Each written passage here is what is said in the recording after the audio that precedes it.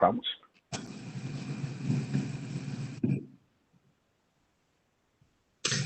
We're live. Go ahead, Carl. All right, so folks, good evening and happy Monday. So as usual, hope everyone remains safe and sound at the time of COVID, and that you've also been safe and sound with the snow and the slush and all the other stuff that it brings. And so today is December 21st, and this is the Education, Library, and Cultural Affairs Committee meeting for Community Board 14 in Brooklyn. And so I, Carl Henry Cesar, and Steve Cohen are the co-chairs for this committee. And so we have a few items on the agenda for today. And so the first is an update on public schools from Professor David C. Bloomfield of Brooklyn College. Originally, the second item on the agenda was an update from Brooklyn Public Library from Nyla Rosario of the Government and Community Relations team or office. TBD if she or another representative will be able to make it. And then the other item on the agenda is some information from the Flatbush Development Corporation, and Robin Redmond, who's the executive director, is here from that organization. And then the last item on the agenda was other business. And so that's the intended order of the meeting.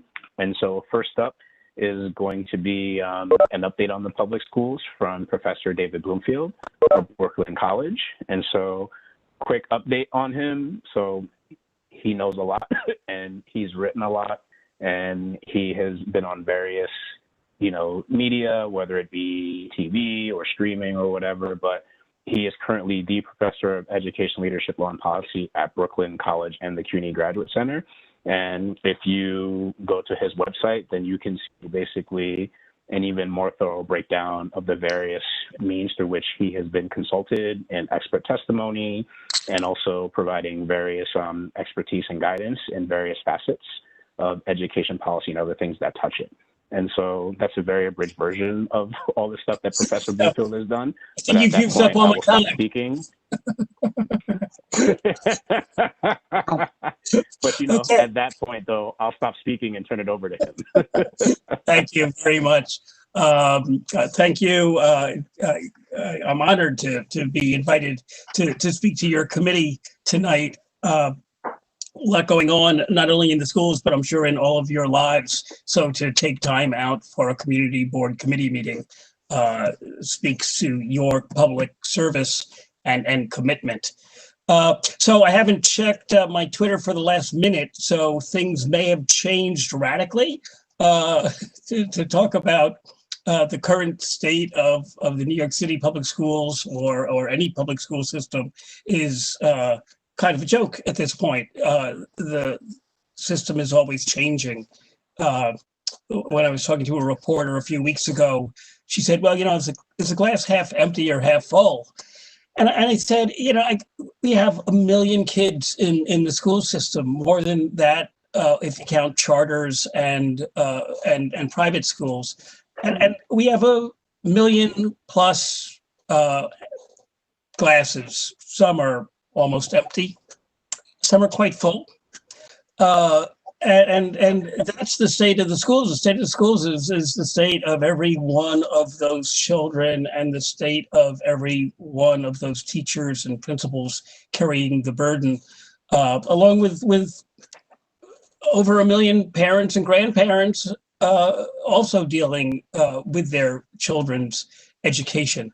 I was talking to one of our other faculty members at Brooklyn College just yesterday, and he told me that he had spent the last 2 nights at a hospital with a suicidal student because no family members were able to attend her bedside. That's the state of the public schools, situations that I can hardly believe, having been worked in and outside the school system for, I guess, over 30 years now. So I kind of want to throw it open to questions. You probably have so many issues you want to talk about. I'll start with the new policy on removing screens from middle schools. That's kind of the latest big news. I'll talk a little bit about remote learning and in-school learning, and then throw it open. I was given about 15 minutes to speak. I'll probably use that, but I would much rather hear from you and your experience and your questions. So, as you know, for some number of years, I would say essentially since de Blasio became mayor, on the table was the idea of removing screens, or at least most screens, academic screens, state test scores, et cetera, from middle school admissions. I don't think that anybody had any hope that Bloomberg would do that. And so nobody pushed Bloomberg to do that. I certainly didn't. I also think we saw the cost of that over time. And so when de Blasio came in, I and others advocated for removal of these screens. Never came to pass. The only kind of minor effort that came from de Blasio was to stop the SHSAT admissions test for the specialized high schools like Stuyvesant and Brooklyn Tech. Some districts took it on themselves to remove screens, notably District 15 in Brooklyn. But now the removal of academic screens, test scores from these school admission policies was inevitable. I was talking earlier today with a public school person who we agreed they should have started rolling this out in October, getting people to understand what the necessity was. We haven't had state tests for the last year, and so there are effectively no state tests with which to screen kids. We knew we were going here, and I think the de Blasio administration, and if you've read my material, I've called for the chancellor to step down. I'm disappointed in him. I'm disappointed in the mayor, and they should have been educating the public to this inevitability starting in October. They've left it to the next mayor, and that's going to be a question that we have for the mayoral candidates coming up, whether they keep or bring back those screens once the state tests start again, or whether we're in a new ballgame where basically middle schools are like elementary schools, admitting anyone. There might be some tracking within the school, but you don't get admitted to a particular school or not based on your state test scores. I expect that there will be many parents who are quite panicked by this situation. They were hoping that their kids would get into a screened, which is also to say a segregated, largely segregated middle school. They'll be calling up the real estate agent to see if they can move out of the city. They'll be calling up the private school to see if they can throw some money their way for a late admission for next year. But I would counsel parents not to panic. The situation really worked out pretty well in District 15 when they moved to the no screen policy, and I expect that this will be a situation similar to that as we roll out for the next school year. So that's the screen introduction. We can talk about that. Remote learning. Remote learning is a disaster. It's a disaster for families. It's a disaster for kids. I criticize the mayor again for not doing a better job having a system-wide plan for remote learning. They had no plan last March when we went remote. And since then, there have been fits and starts, whether kids are all remote or hybrid or all in school. I think we have to recognize, and I think the mayor distracts from this, that almost all kids, almost all the time, are doing remote learning.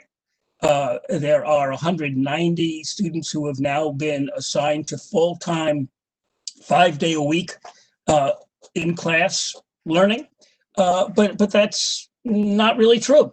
A lot of those schools don't have 5-day-a-week services. Schools have been opening and closing with some frequency based on COVID infections. and then we will probably have to shut down if the citywide rate goes above 9%, and I think we're hitting 6 or 7, between 6 and 7% now. So we really need to get our act together on remote learning. That's going to be the situation through at least the next 6 months. And let's hope we get back to regular school either during the summer, especially for those kids who have been left behind, and we can talk about that, or in the fall. But nothing is certain and subject to change. So that's the initial presentation, just to introduce what's going on in the schools right now. But I'll take questions and discussion. Sure. So Professor Bloomfield, thank you very much for that. And so my first question is for people who are attending. Do you have any questions for Professor Bloomfield? I mean, I have some questions, but I'm opening it up to other members who are in the meeting. Do you have any questions for Professor Bloomfield? I do. Hi. Go right ahead. So I have a question. One of the things that we're coming across with a lot of our families is that in the beginning, the devices that were given are not, do not come with Wi-Fi.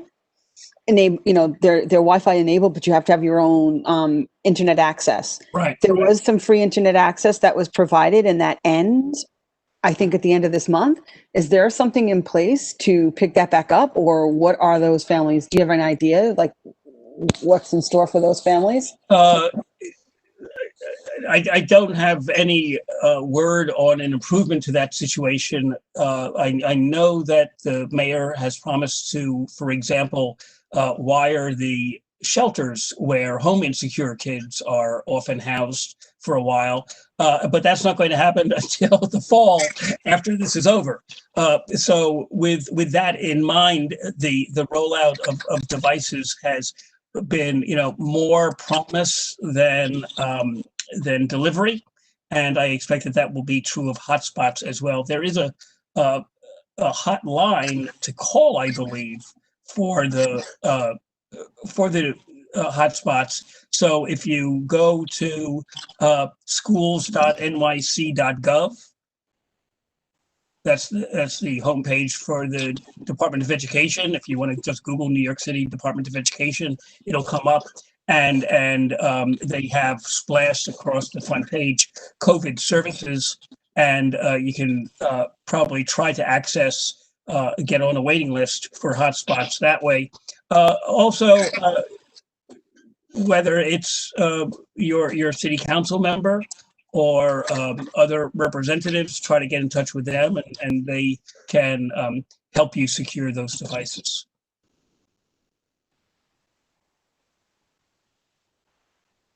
Okay, so thank you for that. Robin, was your question answered? Not well. Okay, awesome. Well, yes, that's a different question, but yes. Got it. Thank you. And so next up we have Glenn Wolin, and then after that we'll take a question from the chat. So somebody just posted on the chat that the best email. So was that the URL you were just talking about, Professor Bloomfield? Well, I just gave those first, just to get you into the website, but that looks like it's to get on the list itself. Gotcha. All right. Awesome. So thank you very much for that, and then thank you as well, Anya, for doing that as well too. So then next up in terms of order of questions, we have Glenn Wolin, and then we have Florencia. So Glenn, you're up. Professor, you said that this is a disaster, what's happening, but I'm wondering if we could quantify that a little bit. What is the likelihood or how far behind are kids of today likely to be by the time this is over? We can't quantify it. I mean, one way we can't quantify it is because we're not giving any tests to determine how much learning loss there's been, let alone learning advancement. I don't want to catastrophize that too much. I mean, surely many children have just not been attending school. They haven't been learning to, read, write, compute for a year now. So imagine that. On the other hand, kids are pretty resilient. They've all gotten a year older and hopefully a year wiser. If you don't learn to read when you're 4, you can learn to read when you're 5, and if you don't learn to read when you're 5, you can do it at 6. So I think that we will have I think we will have a crisis, but I think the crisis can be handled by, for example, a massive tutoring program that the de Blasio administration probably should have started long ago to make sure that the kids get the kind of academic and emotional supports that they need. So we can't quantify that. We recognize the challenge, and we have to begin now, because we should have begun then, to take care of that kind of rolling problem. Let me say one more thing about that. I'm not that concerned about developmental benchmarks. I am very concerned about achievement gaps, because some kids have done pretty well within this system. Their parents were home, their parents were educated, they had plenty of devices, they had internet access, and they've figured out a way to pretty successfully get through this. Those tend to be wealthier families. The illness hasn't struck wealthier families as badly as it has families in poverty. Many of those families also have parents who need to go out to work. They're either essential workers or service workers. Others, like myself, are able to stay home and work remotely. So I think that some kids have been able to spring ahead while others have been left in the dust. And I worry about an increase in inequality as a result, rather than kind of being left at home plate. Thank you. Thank you for that, Professor, and then Glenn as well. So Florencia, you're up. Thank you. Thank you both.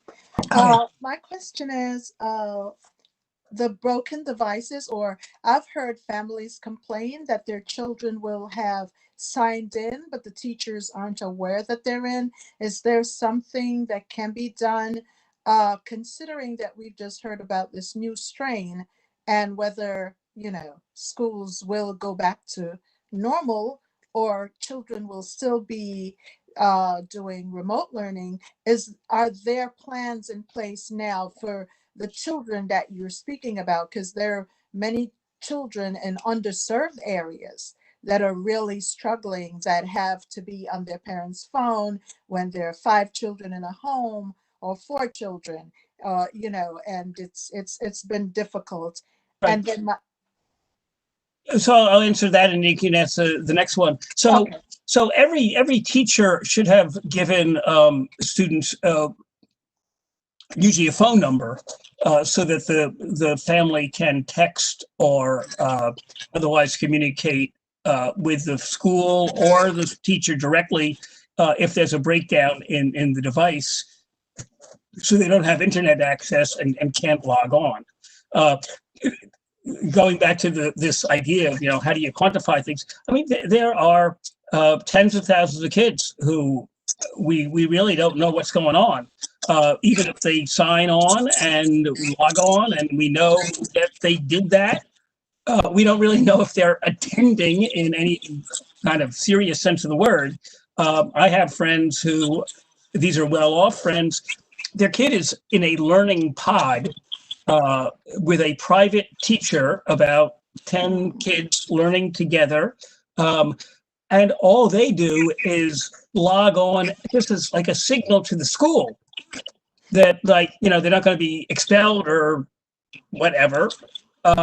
But they said the school is fine with them just logging on and then not being part of the school day at all. So we have everything going on. We have kids who never log on, and we have kids who log on just pretend. And then we have kids who are being very diligent, and how they're doing that for hours a day or looking at a screen seems to me an impossibility, particularly for the little ones. And that's why de Blasio, I think wisely, though in his bumbling way, opened up the live instruction for the elementary school kids before he did the secondary school kids. Yes, thanks, Professor. Yeah, sure. Next question. Okay, the next question is, what's the rate of regression for students, and what is being done for those that are being recruited by gangs, the ones that are just failing out? Right. So, well, so again, I don't think we can quantify that. I think it almost doesn't matter. We're going to have to revolutionize the way we teach when we go back to live instruction. It's going to be almost meaningless to say, okay, I'm teaching third grade, and so let's start with a simple chapter book that would be a typical third grade level, because some kids will be ready for the chapter book. Some kids may really not be reading at all at that point. And of course, it's what we should always be doing in a classroom, which is called differentiated instruction, or at least individualized instruction. We take the kids as they come, but it's going to be even more urgent come, let's hope, September, when kids go back to school and we find that the kids are kind of all over the place, and we have no idea because they weren't in school in the spring to take a test or to have a teacher anecdotal report about where they are. And so we won't have any idea. And I think it's a fool's errand to even try to make it a quantitative idea, because individuals will be everywhere. Thank you, Professor Broom. Sure. Thank you, Carl. No problem. Thank you very much, Francia. And so I see we have two hands up from Robin and Sean. And so Sean, how about you go, and then after that, Robin, you'll be up. Thanks, because that was actually a really good segue. And David, it's so nice to see you, even if it's just on a screen. Thank you for joining us this evening. I was just thinking as you were speaking about the differences and achievement gaps, and to go to your metaphor about different levels of how full everyone's glass is, or glasses are. I wonder if this is going to lead to, if there's talk about a real paradigm shift, where instead of doing differentiated learning in an age-based class where a student sits on the learning continuum, and it won't be grades 1 through 12, but just where you are on a learning continuum. And then I also wanted to ask, because this is related, what we're doing, this is a community district where DOE has recognized us as a district in need of seats, but hasn't figured out where to put them. So our schools are overcrowded, like many schools are. So when students do go back, or the opportunities for even the hybrid situation, when a class was already overcrowded in a school that was already overcrowded, it seems like the pressure for a capital investment to expand actual physical space is needed. And I was just looking at numbers today for different reasons. The DOE budget has boomed in the past 5 years, and I'm wondering if any of those investments were investments that are assisting us in situations like this, or if that funding needs to be redirected. And that was a lot, so take whatever you want out of it, because I appreciate anything you have to say on that. I got it.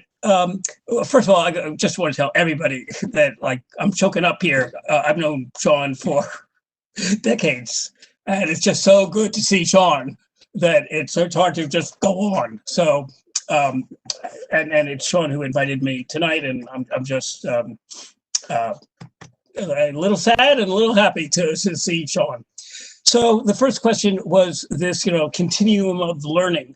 Of course, it's even harder than you described, because the kids will have done better in math and not in reading, they'll have some sense of social studies if it's only because of the pandemic, and others have been kind of shut in playing video games for the last year. So I think that we're going to have to take it highly individually. I don't know that we're going to get rid of grades, but I think we're going to have to change teaching styles.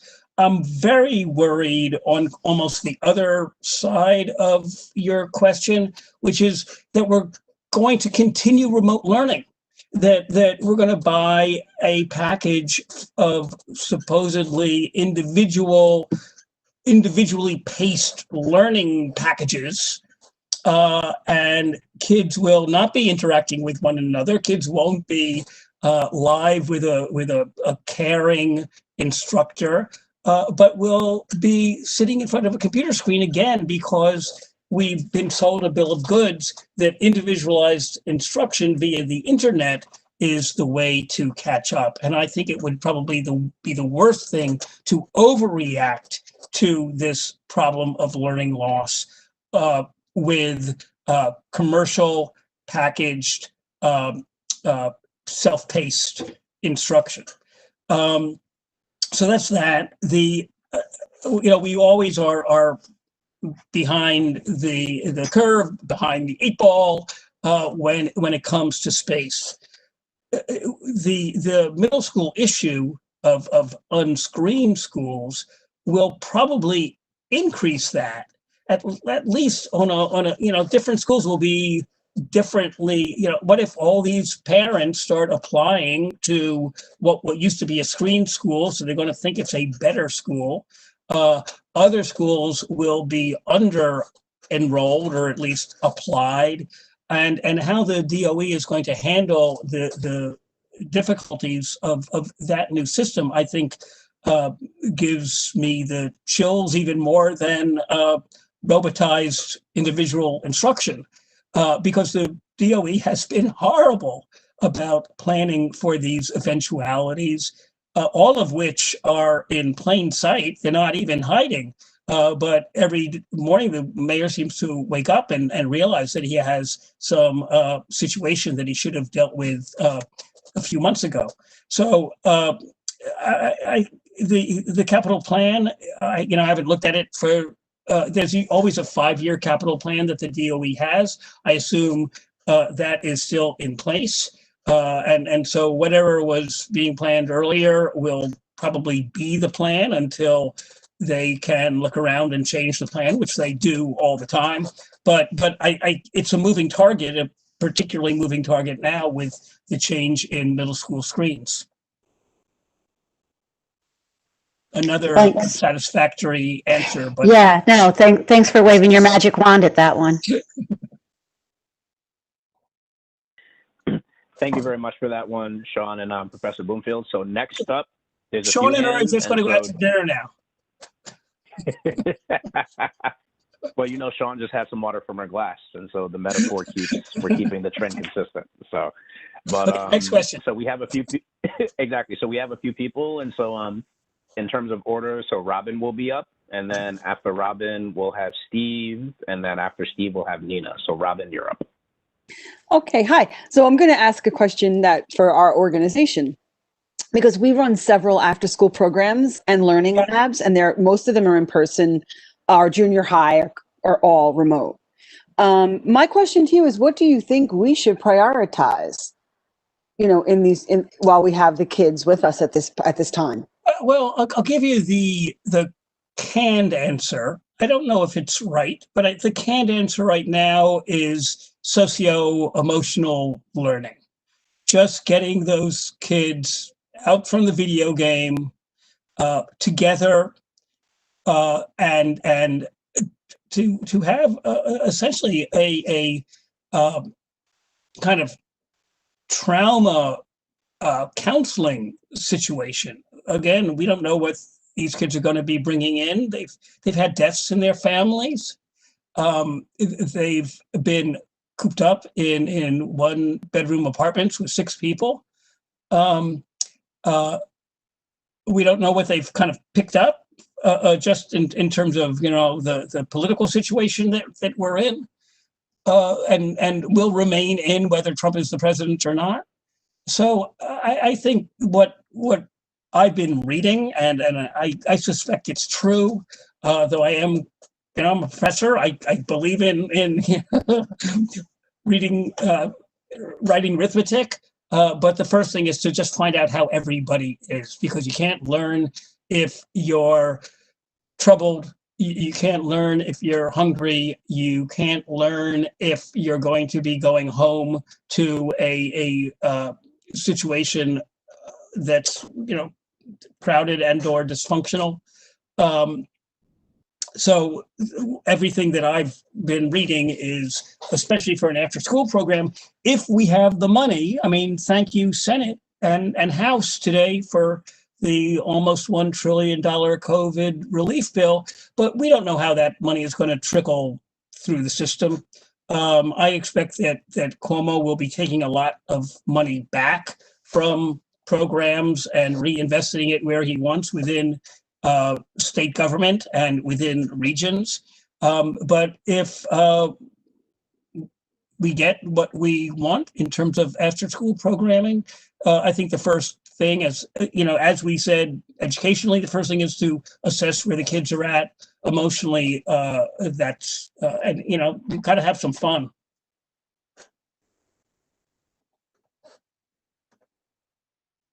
Yeah, okay. Thank you. I agree. I definitely agree on the socio-emotional learning portion of it. And we really tried to incorporate that even into when we were doing everything remote. Because in the beginning, I don't think the schools even allowed the kids to work together in the classroom, Right. in the virtual classroom, because they couldn't figure out how to get permission from the parents for all the kids to be on together and interact with one another. So we found that from the beginning to be really important. And I think you may have to push against kind of that academic side where people will be talking about learning loss a lot and expect you to just become a couple extra hours of school every day. And that's not what after school is or intended to be. There's going to be a lot of learning loss. I agree. There's a lot of kids that just are not signing on. They're just not, even in elementary school. We have to reconnect kids and ourselves, by the way, to society.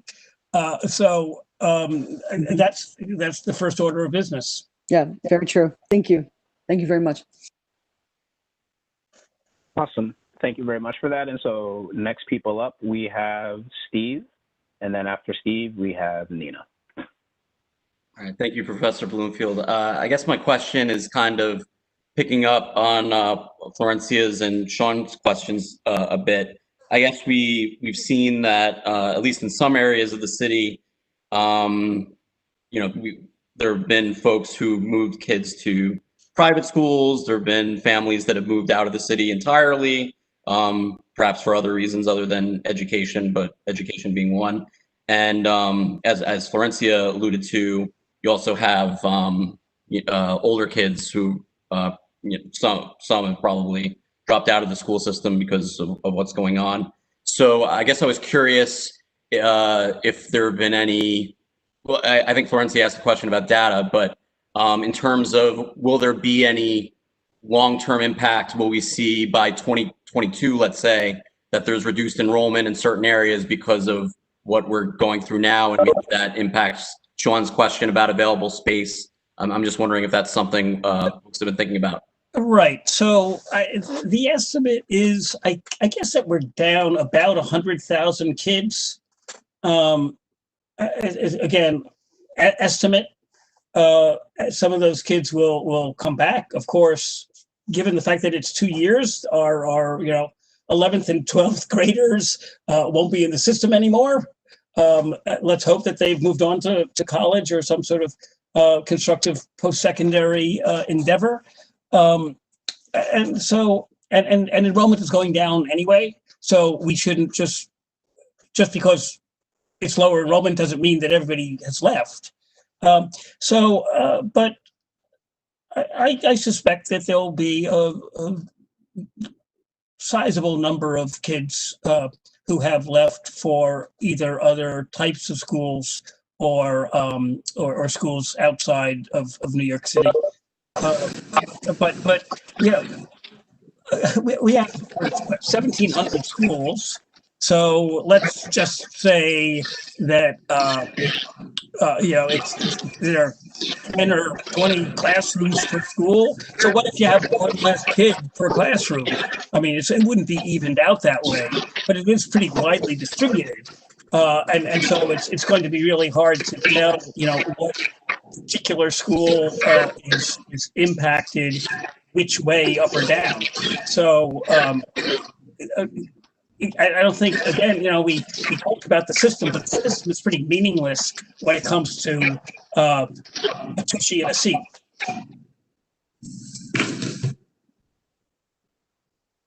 Thank you. Got you. Thank you very much for that, Steve. And so next up, we have Nina. You're up. Hi, I'm Nina Sabgir, and a little background. I can't really hear you. Nina. Yeah, Nina, can you turn up the volume? Nina, can you turn up the volume by any chance? You sound a little low on your end. Somebody needs to mute themselves back there too. Okay, so I'm a practicing midwife and professor of nursing. I have a master's in early childhood and special education prior to going back to school and so forth. But one of the things that struck me as I'm listening to this whole thing about screened junior high and so forth, I did not go to, well, we didn't call it middle school, we called it junior high in Denver. I went to junior high and high school in Denver, and there was no such thing as any of this. You went to your neighborhood school, end of story, unless your parents were paying to send you to a private school. There were some busing things going around. They needed me right where I was to keep things diverse. So what can I tell you? That was my job. But one of the things that we did, the junior high school that I went to was literally overflowing, and the way they dealt with it, I don't know if this is anything that it has been thought about once classrooms resume, but we had what they called split session, and students were actually allowed to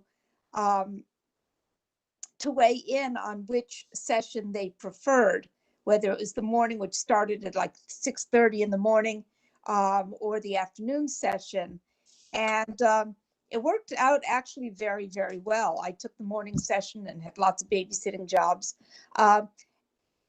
In high school, again, there was no screening, there was no special schools, but within the school itself, there were multiple levels of different courses, so that, there were multiple levels of English, multiple levels of science classes, advanced placement classes, and all of that. So, I look at this whole, thing with these special high schools and the screening, and I'm like, it just seems to me, I don't know, I don't know what the point of it is. It just seems like the whole thing and give everyone a much more egalitarian platform without holding back those students who are capable of more. Right. So I agree with you. Next question. Yes. New York is crazy.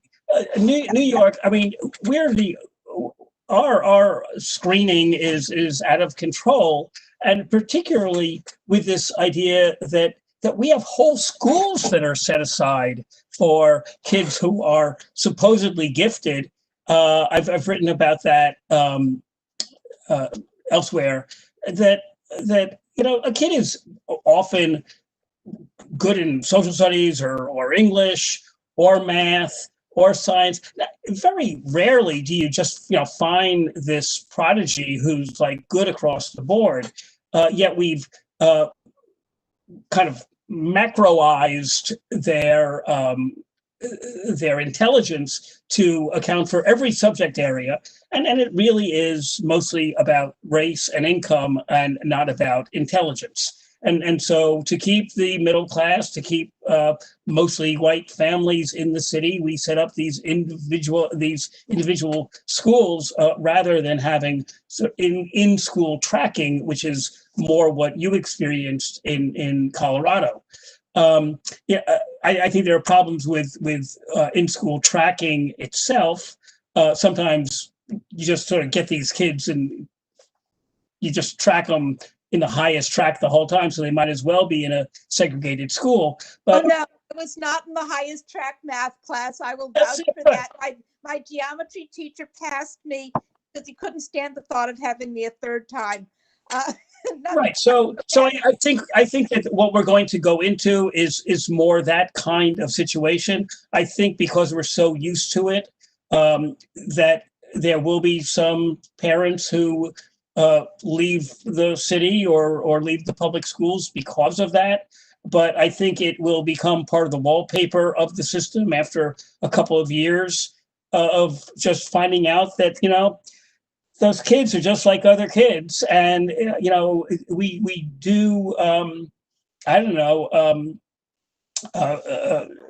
create kind of a fear of the other by these separate programs. And I would much rather see the system that now is going into place. And I expect the next mayor will continue it, but that's not assured, which is why I think we need to be asking the candidates what they think about this new policy. Other parts of that question, I'm not sure if I got the whole thing.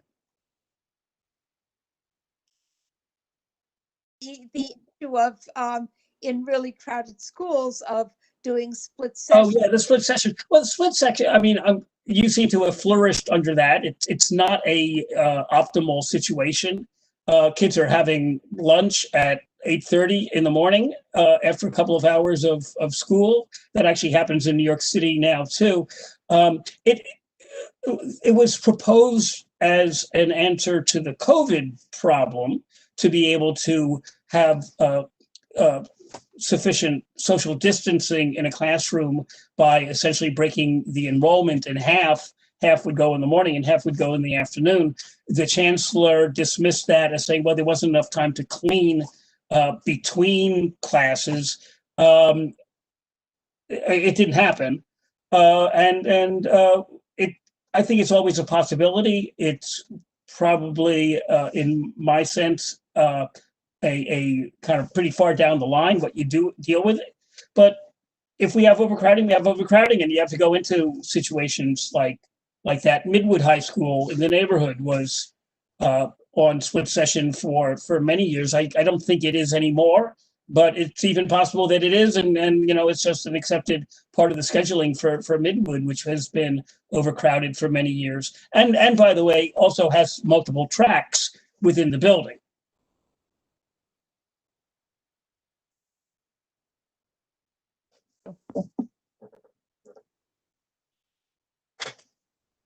Got it. And so I believe I don't see any more hands up. And so, final call, are there any additional questions for Professor Bloomfield?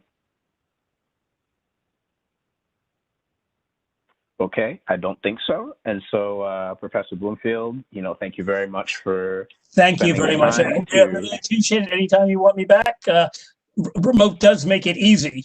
But hopefully next year I can drive out to Midwood or take the subway and have a real meeting. Thank you very much, everybody. Hey, no problem. Thank you very much as well. Really appreciate it. See you. You too. And so on that note, I will hand it off to co-chair Steve Cohen, who will introduce Robin Redmond for the FDC. Yeah, unfortunately, it looks like we'll have to skip the libraries component. We'll try to schedule that for the spring. But when Carl and I were talking over the summer about things we wanted to cover during this year, we certainly thought about cultural affairs and what that means in a year and what we're going through now.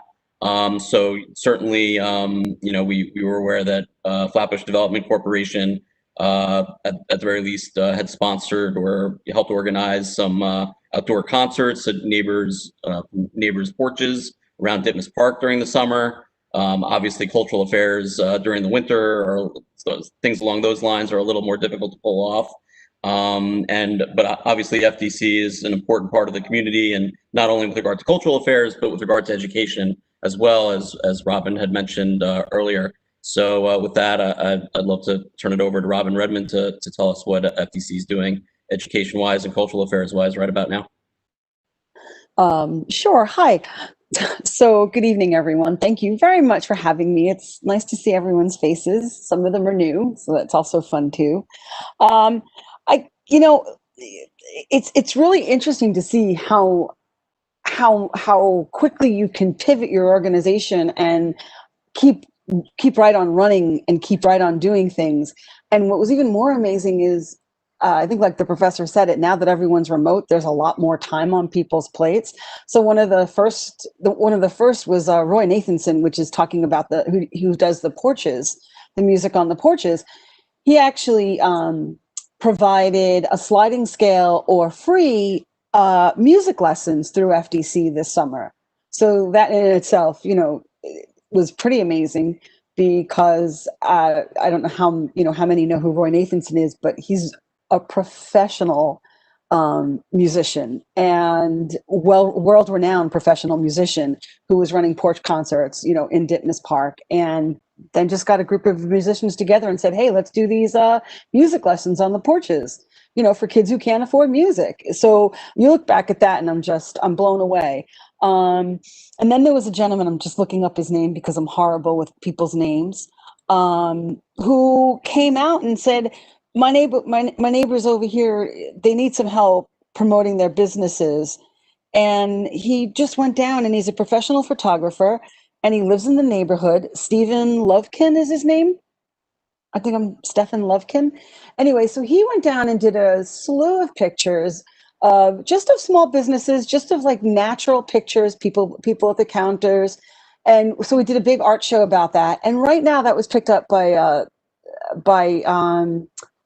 New York City, because it's on the bus kiosks.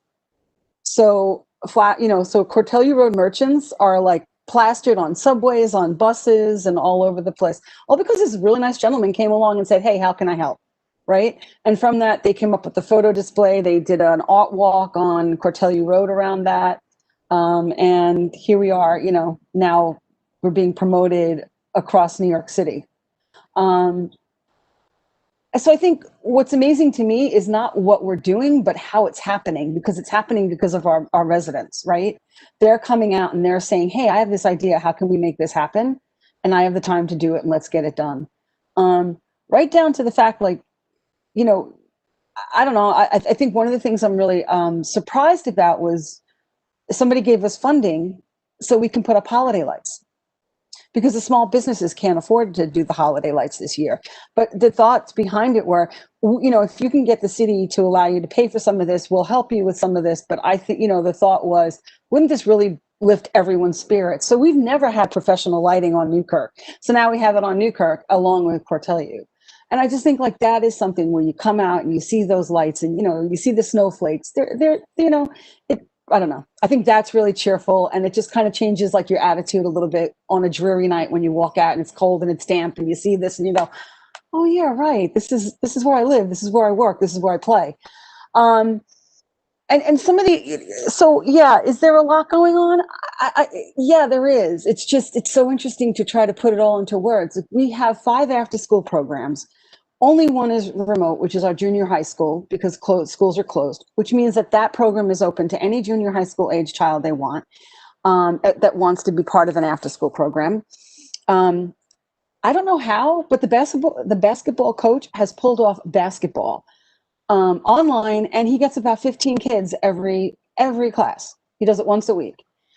We started this Fun with Food activity, because here's something really neat. The city says, no, sorry, you can't use your after-school funding and provide food for families. That's not allowed, because that's not what this money is for. So we kind of found this very legal workaround, so I can talk about it publicly. We're doing an activity called Fun with Food. So we're actually able to send them like the so we might do it a few times a week. So we're able to send groceries home because you need these groceries to be able to make the fun with food activity. And we can't just ask you to make it for one kid. We want you to make it for your family. So this is a really popular activity where kids can even bring their siblings into it, who might not be in that program or might not be in that class that day. So that's pretty awesome. We have these learning labs, which are in 2 NYCHA buildings. One's up at the Glenwood houses, which is really interesting because it just makes you look at how disconnected, what the professor was talking about before, how disconnected this whole system is, because here are these kids that some days are in school, but some days are not. How is a teacher supposed to be working with 30 kids where some of them might be in her classroom at that point in time, his or her classroom, I should say, and some of them might be online at that time, because it just doesn't work. There's no way to get all 25, 30 kids into this focused area all at one time. It's impossible. And it's even worse when you have some in person and then others not even be in person. So we see it. Then they have, these learning labs are great because there's a place for parents to place their kids, but it's not school. Right, it's our staff, and they're great, and they're great after school staff. They're not educators, But I look at it and I say, I guess it's better than it's much better than not having someone be able to help them at all, and I see how it works, and I see it really can work. I just think the city's investment and real thought to this is very backwards. I mean, they're missing a lot of the points. Another argument we're having with the city is that kids aren't getting on. Big part of the problem is teachers don't speak the languages of the parents at home, but the city won't let us use some of our money, because again, it's not after school, air quote that, to go in and start making calls to parents to tell them that your child has to get online because school started and their class is taking place now. Or can walk the parent through how to go back to the settings and re-get online and just any of the issues that the parents possibly could have, the kid forgot their password and it wasn't saved properly, or somebody accidentally hit the reset button. So now how do I get back?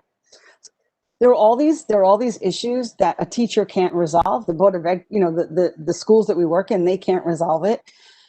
So, it's kind of short-sighted again on the city's part. And, we're trying to find workarounds where we'll use and say, don't forget, we have fun with food today. So maybe we'll call you at 9 o'clock in the morning and be like, by the way, did you sign on to class? Are you in class today? But, I really want to say, I'm really impressed with the schools. I'm really impressed with the parents, especially the parents who sit on that fence and can't decide, like they want their child to go to school because they want their child to get a better education or, to have more social engagement. And I see it, and we hear it all the time from parents who are just absolutely torn because, or do I keep my child at home and keep them safe? Because I have I can't get anyone else in this house sick because, between my, their great grandmother is living there, extended families. So I don't know. I mean, I look at what's going on now in Flatbush, and I'm amazed how people have adapted and they keep moving forward. And how some of their decision making and really works, how they need to process and how they need to actually talk it through with some of my staff. They need that, and I think that's another. Parents need guidance, and it's not being offered because no one knows how to offer it to them. And I think that's kind of getting lost too in our families. I wanted to share. I'm going to jump all over the place, but there is something that we've done is we have a YouTube channel, Flatbush Development Corporation. And on that we do we have step-by-step arts and crafts, and simple arts and craft lessons that parents can do with their kids, or you can just sit your kid in front of and get them all the supplies because it's one of our instructors who does it. And we also have book readings, and we even have chapter readings. So for kids who are learning how to do chapter reading, they can pick up on this on the YouTube channels. And we always invite anyone from the community who has a favorite childhood book and they want to read it, they want to do a read aloud. We'll be very happy to have you send us your read aloud, and we will put you on our YouTube channel and most likely in our newsletter as well. Yeah, I mean, you know, we're doing everything. So we have our housing department. We're really getting ready now for, you know, for what's going to happen with the when the moratorium on evictions ends.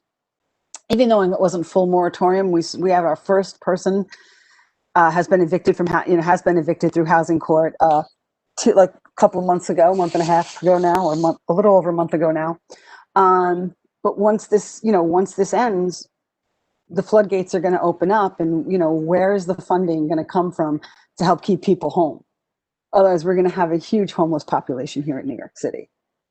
And I think this is like one of those catch-22s. Landlords need their money, people need a roof over their head. How are these two going to meet so that New York City is not sitting there going, well, now where are we going to house? You know, where are people going to go and live? These are families that have been living in their homes and in their apartments for years and years, and due to a pandemic, lost their job. What's going to happen next? So we don't know. We're waiting to see what rolls out. The state didn't spend their full. They only spent 40 million of the 100 million on the back rent, so that's reopened right now. But that's not enough. That's for the whole entire state. So, Yeah. Is there anything you want me to touch on in particular? I don't know, Steve. No, that was. I feel like I'm everywhere. That was, very, very informative. I didn't know about a lot of that. So that was, and I'm sure a lot of other folks didn't as well. In terms of the, that was interesting what you mentioned in terms of the YouTube channel, community members being invited to read their favorite children's book. If folks are interested from the community board or the community at large, should they email you? What's the best way to get in touch with FDC if folks are interested? Yeah. So they can email. She's the person who's Nina Leonard, Leonerd. Okay.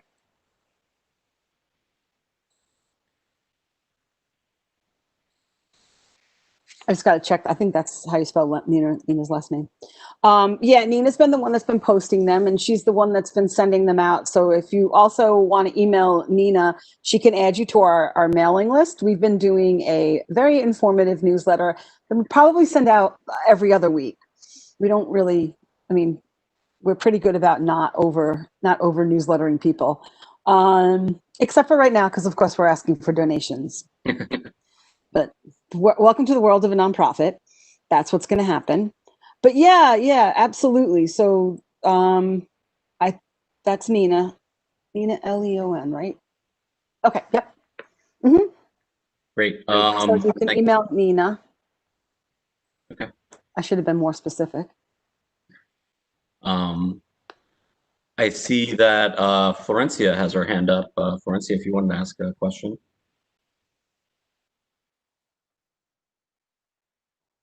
Steve, You're on mute. I asked the question already. It was about how do you get in contact for that program. Okay. Nina has her hand up, but I'm not sure if that was from earlier.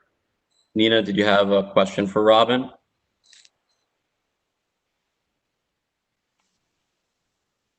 No, sorry, I didn't put it down, and I'm just getting the email. Thank you. Okay. I guess, Robin, one thing I was curious about in terms of upcoming in 2021, are there any cultural affairs type anything on the radar that folks in the community should be looking out for that FDC will be sponsoring or organizing? I know that there will definitely be stuff coming up in the spring, most likely on Cortelyou and in Newkirk. One of the things is we don't know, because we don't know what's going to happen with DOT, exactly we're going to be allowed to do.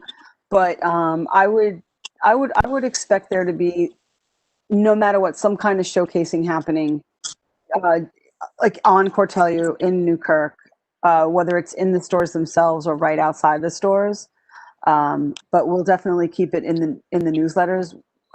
One of the things, we can't make that decision until we know when the city is going to open up, and what does that opening up mean? So we're very careful on how we, on our planning right now. It's very at what can we do at this moment in time is what our planning has been. And it's because we don't want to set ourselves up for failure. We can plan everything we want, and then if it doesn't come to fruition, we went through all the work. It's very deflating at this point. So we want to really work towards successes, which I think is we've been doing really much better, working on where we can go. We did apply for the Flatbush Frolic permit because we don't want to lose it, but I don't think we're going to have one. But hey, I don't know. That's in September. You know what I mean? I don't think we'll have any weekend walks. I don't think we're going to be allowed to show any movies on Cortelyou this summer. I think that's kind of a given, but we don't know that, maybe these are miracle drugs that are coming out right now, and everything will change come the summertime. I mean, if we had it our way, we would definitely be highlighting our small businesses. We'd be doing a lot more. We're probably going to do some kind of another tasting in the spring. We'll probably do another taste of Cortelyou, taste of Flatbush, because the businesses are going to need that kind of a push. We've been doing, right now we're doing a small business, shop local campaign, which is really important during the holiday season, especially if we're looking at, another shutdown, a looming shutdown, right? I don't know. Understood. Yeah, all right. Well, with that, I see Carl has his hand up, and after that, it looks like Sean has put her hand up. Sure. Thank you very much for that, Steve. And Robin, thank you very much for joining us and sharing all that insight about your organization. And so one question I do have, you've mentioned a few times, like some of the challenges you're experiencing with the city in terms of creativity with using funds to support various things. And so the question I have for you is, have you found that you've been talking with one, point person in the city agency, or has an additional challenge been that there is no one point person? So there's challenges in terms of not only using funds that are, I guess, earmarked for other things, but then also having a consistent point person to speak to in terms of consistent guidance in terms of what is or is not possible. Yeah, so I think the way the city, the way that the roadblock we're coming up against is that I can go as high as I can go within, let's say, I can go to a contract manager, I can get to their supervisor, I can get to the deputy commissioner. That's not the problem. The problem is it still stops there. You know what I mean? And then it comes back to, well, this is the bureaucracy of it all. This is the letter of what this contract is for, and that's outside of this contract area. Therefore, this cannot happen. That's not what this contract was meant for. That's the rhetoric. And also, I'll say one other thing is that when a lot of the work that this is horrible to say, and it really breaks my heart, but when you're working with multiple city agencies like DOE and DYCD together, right? So during the summertime when they brought back summer camp programs, they were placing us down in Sunset Park, Borough Park, like on the cusp of that. And I'm going to go back and ask this question. You're asking people from Flatbush to get to a school down in Borough Park, Sunset Park. We're talking 3 trains. We're talking 3 buses. Like, how is that even remotely possible? How is that not furthering the issues that, systemic racism, number one, because you're asking basically, people of color who are lower income and have no choice but to put their children in summer camp to get on these, to get on 3 buses so that they have a place for their child to spend the day. Like, there's 20 schools that were closer. How is that even possible? You know what I mean? And I think that was, like, to me, the straw that broke the camel's back this summer, is that no matter who we went to in the Department of Ed, we went to the mayor's office. We clearly went to our city council members, we just kept bringing it up the chain and up the chain, and nobody cared. They were like, well, that's what's available right now. We're sorry.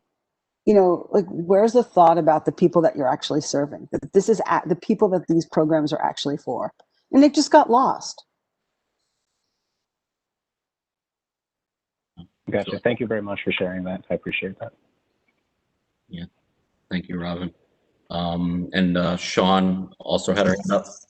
Yeah, it's nice to see you, Robin. I miss you greatly, and I can attest to your creativity, and I know that a lot of the limits on that grant funding were built in for accountability, but what we're accountable for in normal times should have a pivot when we're in extraordinary times. So I applaud you for figuring out how to do what you do. You know, I've also been on the receiving end of your workarounds, so I know that you're good at them. I also want to, well, I mean, you jumped up right at the beginning, with Open Streets and other programs, and so keep doing what you're doing. It's all good work. I wanted to apologize to the committee that our follow-up with Brooklyn Public Library didn't pan out. Usually Nyla Rosario is extremely good and extremely responsive, so I'm perplexed as to what happened here. But I'm going to put their URL up in our chat, because I was just on a meeting with them a week or so ago, and they are also doing extraordinary and creative programming and community support, and we're advocating to have more pop-up libraries at our public libraries. I think Cortellia Road is the only one in the district that's doing limited services there, so hopefully it will be all of them soon, and we'll try to get BPL back to a committee meeting soon. I'm sure it will be all new things by the time we meet again, but because they've really been pivoting too. So thanks for your patience with that, and thank you again, Robin. Thank you, Sean. Thanks, everybody. Yeah, thanks, Robin. Any other questions for Robin before we basically wrap up the meeting? I don't see any hands. Anyone? So I do have one more. Let me just officially put my hand back. So bam. So I did the virtual and the physical because that's how we do it. But so Robin, I do have a follow-up question, and like you had mentioned, one of the things that's been amazing and inspiring has been the additional creativity that you've seen from your organization and the people who work with it, right? Like you'd mentioned Mr. Richardson and the lessons. And so the question I have for you is, some of these extraordinary examples that you've seen, do you think that, I guess at some point when the city starts opening up, whatever that means, do you think that these outlets of creativity will become basically part of the new norm? Or do you think that may phase out and then go back to the way it was? So like an example being these porch lessons of music, whenever the city opens up and I guess the desired levels of vaccination are reached, would that then mean that those music lessons are no longer there and it goes back to the porch? Or do you think that there could be a future where this new idea that came as a result of COVID would basically be a part of, I guess, FDC moving forward? Right. So as far as the porch lessons are concerned, I mean, that is really going to be all telling on musicians' availability. So I know right now we're looking at moving forward and creating a band this spring. Roy wants us to move forward with that. We're just trying to figure out like where we can do this and how we can make it happen. But yeah, because we really can't do it outdoors. It's a little too cold. But so I do see things continuing to move forward. I don't know if they'll be able to, you know, post-pandemic, I don't know if someone like Roy and some of the real talent that he had is going to have the same availability that they had this summer. But I think that they'd still have the drive and the passion. So I still see them trying to come up with ways to continue to work with the families in the community, because I really think they enjoyed that, you know, giving back to their families. Thank you. Definitely. And I see Billy Richling has his hand up.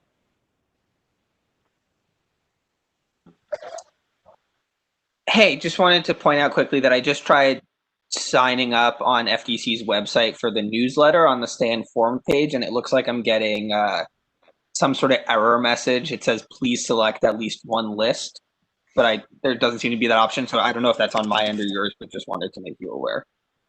No, that's on our end because we are we are in the process of redoing our website, and we somehow or another think that there's been a glitch because we can't change anything on our website. So hopefully this has been going on for like the past 2 weeks, and you know, when you're a nonprofit organization, you pick and choose where we're going to spend the money. So we're hoping that she'll be able to push the website out quicker than investing in trying to figure out what the glitch is, which is probably pretty, hard to say. But yeah, we do have a new website, and it should be unrolled hopefully in the next few weeks. But if you email Nina, she can put you on the Nina Leonard email in the chat. Great. Yeah, Well- sorry. Yeah, we tried to even change it to some of the more holiday greetings and some of the other work that we were doing. And all we have up on the website, those are some of the photos that were taken by the photographer that you'll see around the city right now. Because we actually wanted to put up a kiosk of the city, like one of the city kiosks, and we can't even change it ourselves, which was how we found out that we're having an issue with our website. Yeah. Gotcha. Thanks for clarifying. Sean, was there something else on your end? There is. I have an off-agenda announcement for board members. Not that Robin can't stay on to listen, because heaven knows Robin has heard me complain about many things over the year. But I don't want to get into. If there's any more questions for Robin, I'll wait. Otherwise, I'll wrap up with my sad announcement for the board. Uh-oh. Okay, sounds like you're ready for it. Budget cuts. We were called into an emergency meeting by OMB on Friday afternoon and told that they're going to take another $3,600 out of our budget, which to the city times 59 is $230,000, which I don't know what that how that helps the city, and to us and to some of my colleagues, especially because we've been working with just 2 staff people. We've got a little bit of cushion, but that's not the point. We're the only city agency that hasn't had an increase in our budget. We're the only city agency looking back 27 years, which is as far back as the IBO data goes. We're the only city agency that hasn't expanded in terms of personnel. I think there's 12 more people than there were 27 years ago working for community boards. The mayor's budget in the mayor's office increased by 40%, and by a couple hundred people. I have all my notes in front of me, and I won't bore you too much with it, but DOT, DDC, DFTA, DOB, DOHMH, ACS, DEP, city planning, all had significant budget increases in this administration. So when they get cut, they're getting cut from an increase and aren't back to their original baseline, whereas we're getting cut from our baseline. And so I was asked by OMB to let them know by Wednesday where I want them to take the money from, and I've spoken with Ed, and I'm not going to respond to that because that's it feels like tacit consent. They'll just have to take it from wherever they see it. Probably in our case, it will be our PS budget. We're going to work with city council members to try to get this funding restored. And there is a precedent for that in years past. We were held harmless from budget cuts because we work at such a slim margin. And so that's where we're at. I've been in touch with a lot of colleagues from across the city, and it sounds as though there's very few who are kindly cooperating with OMB. One other thing is that the mayor's office had OMB come to the community boards. They didn't go to city council at all. And as you all know, I think you all know, all city council members are ex officio members of community boards. So the city council voted on a budget modification on Thursday that didn't even tip their hat that there was going to be another budget cut to community boards on that following Friday. And so I asked if we could see the budget cuts to other city agencies, and they said no, because we're still negotiating with them. And so it's like, oh, we get to negotiate, which they said, no, you don't. And then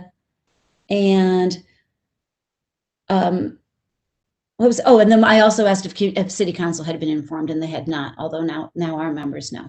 So this is, the budget cuts aren't really supposed to happen to mayoral agencies without city council input or signing off on it. And there might be some difference of opinions in terms of whether or not community boards should be held harmless from cuts, but we've already had cuts. So I will have a draft letter. I'm waiting for Ed to take a look at it and checking on some numbers. I'll have a draft letter to the board, at some point this week, probably tomorrow.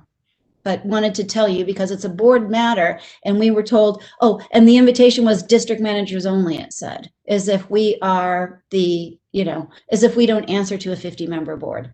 But we do, and so now you know, and that's where I'm at. Kind of mad.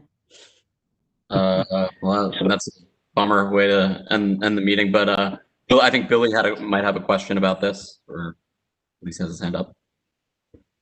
Oh, no, sorry. I forgot to put my hand down before. I'm bummed. I'll add that too. I think bummed. Yeah, sorry to be the bearer of bad news, but maybe it will turn into good news once we fight it. Yeah, hopefully we'll be on the lookout for that letter. Anything else from you, Carl, before we wrap it up? Just a question for Sean about that. And so given the comment about how it shouldn't be, budget cuts shouldn't be, implemented or approved without city council approval, then is the thinking that, if enough district managers, don't politely cooperate, then that puts pressure on their corresponding city council members to raise a stink to OMB?